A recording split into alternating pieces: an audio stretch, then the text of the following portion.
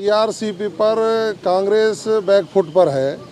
वो इसलिए है कि पिछले 5 सालों में जब उनकी सरकार थी तो ईआरसीपी चिल्लाते रहे, एक कदम आगे नहीं बढ़े।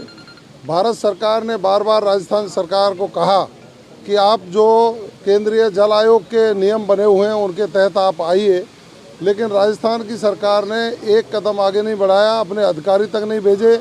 जल संसाधन मंत्री भारत सरकार के जयपुर आए, मुख्यमंत्री स्तर की बैठक रखी। उस बैठक में भी उस समय के मुख्यमंत्री माननीय अशोक गहलोत जी नहीं पहुंचे, तो उससे साफ जाहिर होता है कि उन लोगों को कोई दिलचस्पी नहीं थी कि ईआरसीपी लागू हो और राजस्थान के किसानों को लाभ मिले। लेकिन माननीय मोदी जी जब विधानसभा के चुनाव में यहाँ आए थे तो उन्होंने मोदी जी ने कहा कि मेरी गारंटी है, जो राजस्थान की जनता की अपेक्षाएं हैं उन पर खरा उतरेंगे और उनके अनुरूप, उनके अनुकूल नियम और कानून बना करके हम काम करेंगे।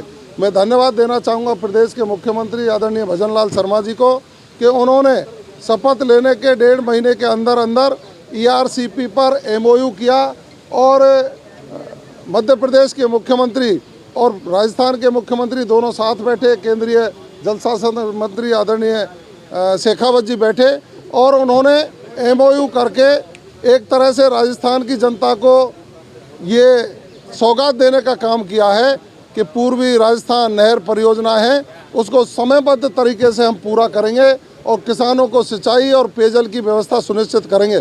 धन्यवाद देना चाहिए था कांग्रेस के साथियों को, लेकिन कुंठा है, वो कुंठित हैं, बुरी तरह से परेशान है कि उनकी सरकार में तो ये हो नहीं पाया।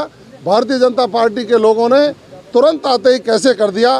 कल बिना वजह बैल में आ गए थे, कोई कारण नहीं था और वो कहते थे जवाब दो जवाब दो जवाब दो, बच्चों की तरह से। जब बच्चे मांगते हैं टॉफ़ी दो टॉफ़ी दो, जवाब देने के लिए माननीय मुख्यमंत्री जी तैयार, आज उस पर जवाब भी देंगे।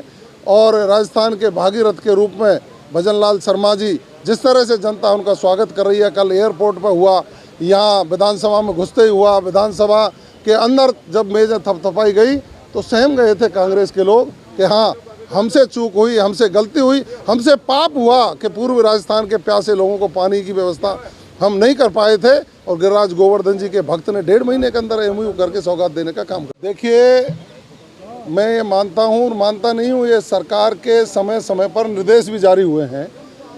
हम भी जब पढ़ते थे तो स्कूल की ड्रेस में जाया करते थे। स्कूल में ड्रेस कोड है जो शिक्षा विभाग ने निर्धारित किया हुआ है, उसी ड्रेस कोड में छात्रों को आने की अनुमति भी होनी चाहिए, क्योंकि सरकार स्वयं ड्रेस बांटती है गरीब लोगों को, स्वयंसेवी संस्थाएं भी देती हैं जो हमारे लोग संपन्न नहीं है उनको।